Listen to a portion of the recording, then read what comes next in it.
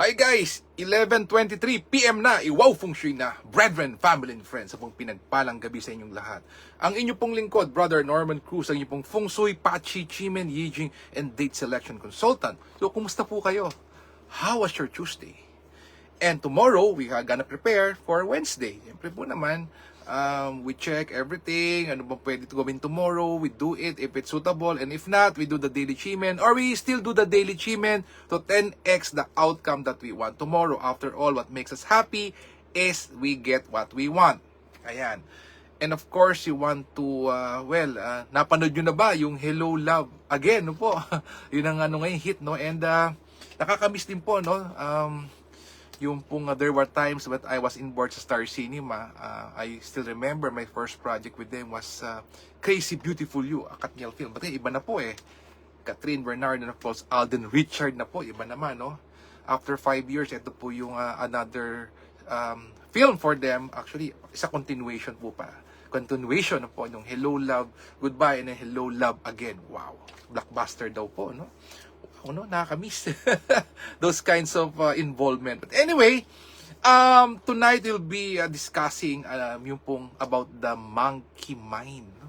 May monkey mind pala. Ano po? May monkey mind. But before that, let us do it for tomorrow. So bukas po, November 20, gambilis, Wednesday is considered as the Earth Rat enters the Remove Officer Day. Pag Remove Officer Day, Kuya Norman, ano bang pwedeng gawin dyan? Okay, let us see. Let us check. So it says here, on a Remove Officer Day, it is suitable to seek blessings, traveling, medical procedures, start a business, renovation, house cleaning, groundbreaking, buying a new car, trading, submit tender, pursuing studies, haircut, and purchases. All good for tomorrow. A-okay. Avoid going to sea, gardening, and buying assets not good for tomorrow. How about the animal signs? Rat and ox is very good. Tiger is not so good. Rabbit is average. Dragon is very good. Snake is average. Horse and goat not so good. Monkey very good. Rooster average. Dog not so good. And pig average. Oh, yan na. So, tomorrow, ikaw po ay, you have plans of going to sea, you have plans of gardening and buying an asset, which is not that recommended. But we know better. We have the daily chimen. Yan. So, pang buong araw po ito, 10x po, yung ating nais, if it's suitable, and then we pangontra po sa mga hindi suitable, but you still want to do it tomorrow. Okay. Eto po. Let's discuss it. So, sabi po dito, if you want to create opportunities, talikod sa Southeast. Health is wealth. Ayan po, and here po, if you want divine intervention in some form of emergency, back to South. Hi to Ma'am Apple, magandang gabi po. And then for anything with finances, for wealth, here and abroad, overseas, talikod naman sa Southwest. If you want 10x being beautiful and handsome, talikod po sa North. And then for the whole day po, Jade Maiden watching the door. With the wisdom, branding, with the cash. But you have to overcome fear. Dapat may courage, may tapang ka. Talikod ka naman sa East. So, ito po, Jade Maiden watching the door. Buong araw, starting now until 10:59 the next day. Ito, gagamitin ko po ito. Whole day. Okay, now, sa mga nagre-request, Kuya Norman, magbigay ka naman ng Green Dragon, Flying Bird, and Jade Maiden. Though may Jade Maiden ng whole day, nakatalikod sa East, bibigay tayo ng hourly achievement pa rin. Okay, says here. Okay, sa early risers, 5 a.m. to 6:59 a.m., Flying Bird fall into cave wherein blessing comes to you. Talikod din sa East. O yun, dalawa na, nag-layer ka na. And then, 7 a.m. to 8:59 a.m., Green Dragon returns the number 1 most auspicious structure achievement, talikod naman sa North.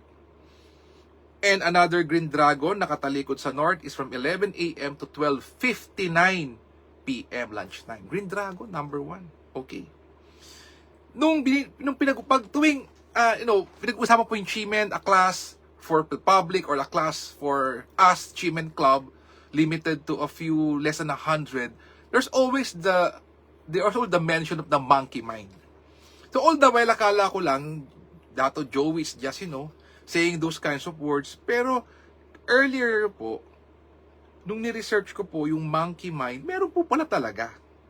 Sabi rito, the term monkey mind is a Buddhist concept that describes a state of mental restlessness, distraction, and lack of control. Kaya nga po pa nagmamanifest ka, you don't want your mind to linger around, di po ba? And right now, siyempre po, ang discussion po or the recommendation for 2025 that started po last November 7 is mental toughness. And how can you develop that is ito pong ginagawa po natin, daily backing or Chimen manifesting po, ano? Actually, ang mahal po ngayon ng Chimen manifesting. Yung nagsara po kahapon ng offer ni Dato Joey was 1,999 USD. Roughly 115 to 117,000 pesos. And then kami po as alumni of that, hindi na po kami binigyan ng discount, dinagdagan lang po yung freebies namin. Not like before, meron kaming discount na malaki po doon. Na walang discount, dinagdagan lang ang freebie. So, again, many of my classmates na mag-uusap po kami, hindi na rin po sila nag-renew, no po. Others maintain the Chimen Club, but others po hindi na rin po nag-renew, no po. Wow, no? So ganyan po talaga, transition. So yun po yung monkey mind. Kaya nga po sinasabi po dito is that you have to calm the monkey mind, no po. That's why po, yung pong pagbibilang natin from 64 to 1, di ba nakaupo tayo, and then you count from 64 to 1, that is to tame your monkey mind po para isettle po siya, and you don't think of this and that, mawala po, ma-minimize po yung distraction. That's, kaya po binabanggit natin yung 64 to 1. And then, of course, ang platform natin, BFF, is always you let go of bad experiences, bad situation, bad people, then you open up for new possibilities, for a new person in your life. Di po ba? A new experience, a new lifestyle, a new situation, di po, something new. Then magpasalamat ka po. And then, of course, you ask for what you want, and then you give it back to society. Yun po ang ating, yung ating how we do it. Now, how do we do it? Of course, number one, we should ask for clarity. Clarity. That's one thing we should do para po yung monkey mind natin. Alam niyo po, there are times, most likely than not, if there is someone that calls us na matagal na po tayo hindi nagkakausap, or there's a news in the phone, all of a sudden, we always think of negative things. Kahit naman po ako, hindi ko maiwasan din yan. We always think of something bad may get worse, no po? And kahit po ako even a practitioner of this is also being affected. So, kahit po ako, I'm always trying my best to, manifest and visualize for good things na po that we control. We can control this way, this spectrum po of ours, that we always think of the good and better things po. Rather than those bad things po that we always think of, tas ite-10x pa natin in our mind, something for the world. So, I think this is the right time that we develop, that we help ourselves po. Because we cannot help others, we don't help ourselves first. And then, siyempre po, ganun po yun We cannot share something what we don't have. So, we make do of this manifesting. Hi, Kuyang Melvin! Good evening sa'yo.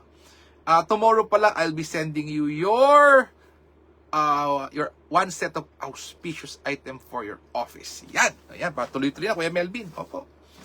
So, yun po, your monkey mind, yun po lagi ang that distraction.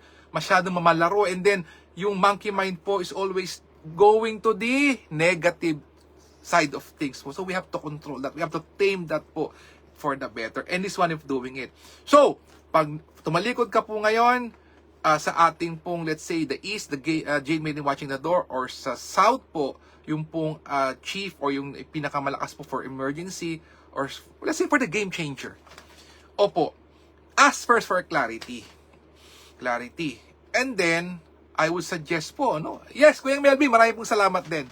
Coffee tayo ulit. Hindi natin, to be continued yung coffee natin. And, opo, BFF, I would suggest din po, or maybe after po I would check the mga cleansing dates. So you ask for clarity of what you do really want na gusto mo and what you don't want. So yun po what you want and what you don't want. Okay. Number 2, I'll be giving you po cleansing dates most probably po for you to cleanse po, those kinds of burden. And then of course po yung mga wealth activation.